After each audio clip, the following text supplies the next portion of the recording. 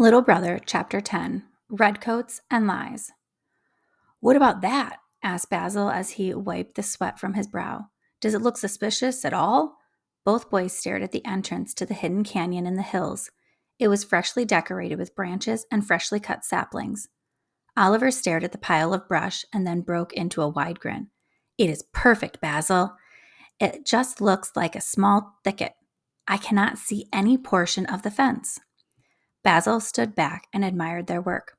Well, then, I suppose that we are finished. We are indeed, affirmed Oliver. Let us go and find some dinner. I am famished. Basil did not respond verbally. He merely turned and walked toward their horses, which were tied to a tree at the edge of the wood. Oliver and Basil had been working since dawn on the task that James had assigned them on the previous evening. They had, however, changed the order of things a bit. James had instructed them to move all of their foodstuffs and supplies to the cave first, and then relocate the livestock to the hideout. However, Basil thought it wise to move the animals in the cool of the morning. It was shaping up to be a warm day, and he preferred to get the hardest work done in the early morning.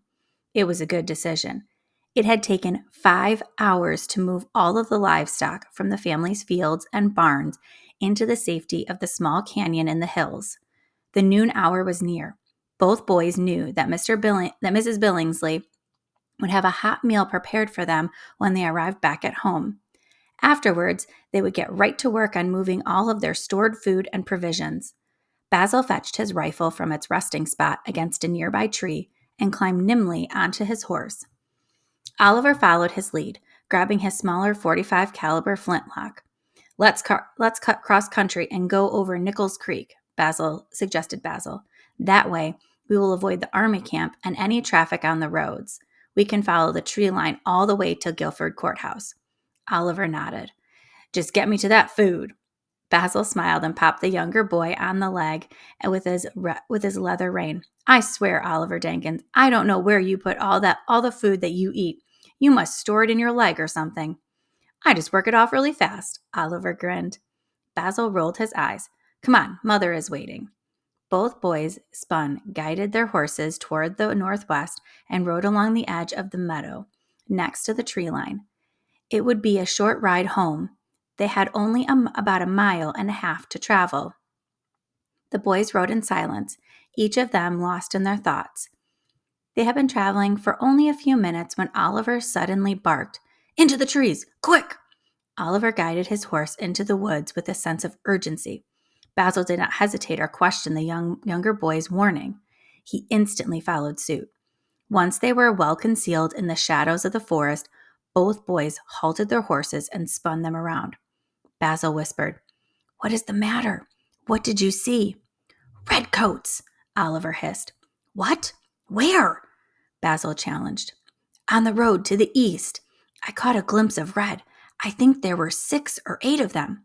On horseback? Oliver shook his head. No, on foot, and headed toward town. Are you certain? There's no mistaking those uniforms, retorted Oliver. I've seen them before, back home in Georgia.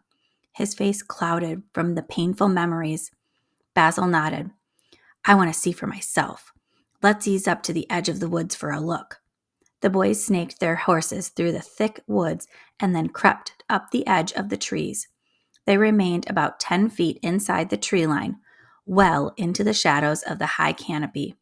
They were careful to remain well hidden behind the low brush that bordered the woods. The sight of the crimson British made Basil's skin tingle. He could scarcely believe it. The enemy was upon them. The patrol of British soldiers marched steadily in the direction of Guilford. I count 10 soldiers, Oliver. It is a patrol. They are, most likely, scouting out the town. The younger boy did not respond. He never took his eyes off of the British troops. He merely offered a slow, mesmerized nod. We have to get home, Oliver. There's no time to waste. The British could be invading the town at any moment. We have to get all of our stores out of the house and into the cave. What about dinner? Wailed Oliver. Dinner will have to wait.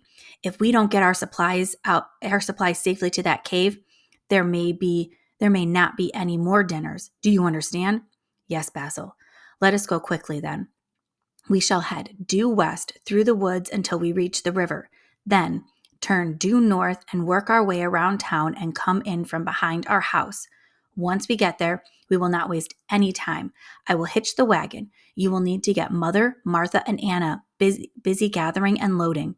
We may only get one wagon load of goods before the British reach the town. Won't somebody try and stop us? Asked Oliver. Perhaps, if there are any militiamen nearby, but most of them are encamped with the Continentals to the northeast. I doubt that the constable or any of the men in town will resist. They are not exactly known for their bravery, Basil mocked. He took a deep breath. We need to go. He spun his horse around and directed it toward the west, guiding it toward the darkness of the deep woods. Basil and Oliver rode into town from the north along the Virginia highway. All of Guilford Courthouse was in an uproar. It was obvious that word of the approaching British soldiers had already reached the town. The entire populace was in a frenzy. It seemed that every house on Main Street was being emptied of its valuables. Families were feverishly loading horses and wagons with clothing, silverware, candlestands, furniture, and paintings. Basil looked at Oliver and shook his head. Most of the people were acting impetuously and foolishly. Basil knew full well that the British had no interest in looting homes for valuables. An army so far from its supply depots in South Carolina would need food, powder, and lead. The citizens of Guilford Courthouse would soon learn a very expensive and humbling lesson. Elizabeth and Martha Billingsley were standing on the front porch when the boys arrived.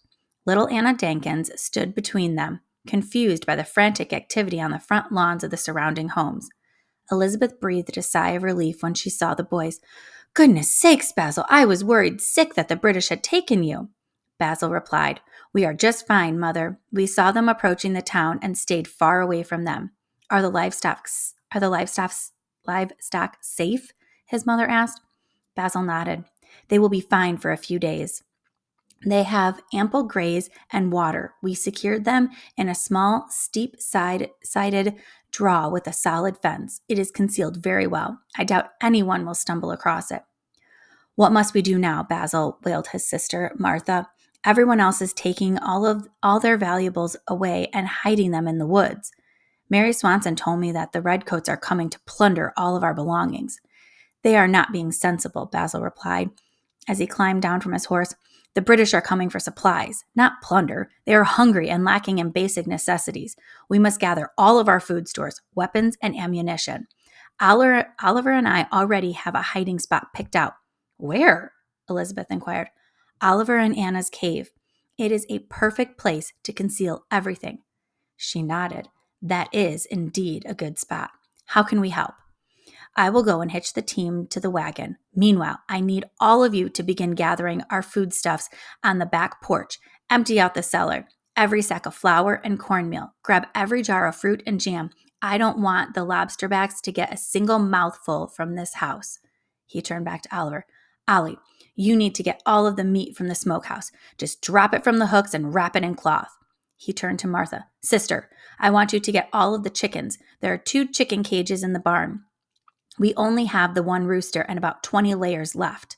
They should all fit inside the cages. We'll load the chicken cages on top of the food. Martha shook her head. I'm scared of that rooster, Basil. I don't think I can catch it. He rolled his eyes. Well, then just forget the rooster, but save the hens. We need the eggs. The British will simply kill and roast our egg layers.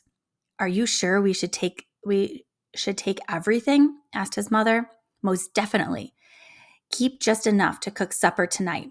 We can always go and fetch some of the supplies if we need to. Basil jumped down from his horse and tied it to the hitching rail. We are wasting time. Let's get to work. The women disappeared into the house as Basil and Oliver ran toward the barn. It only took a few minutes for Basil to prepare the wagon and park it behind the house. They worked at a feverish pitch. The ladies brought the food out onto the back porch and placed it there for Basil to load in the wagon. He first lined the bottom of the rig with all the heavy sacks of grain, flour, and meal. The jars and boxes of food came next, followed by all of the smoked meat.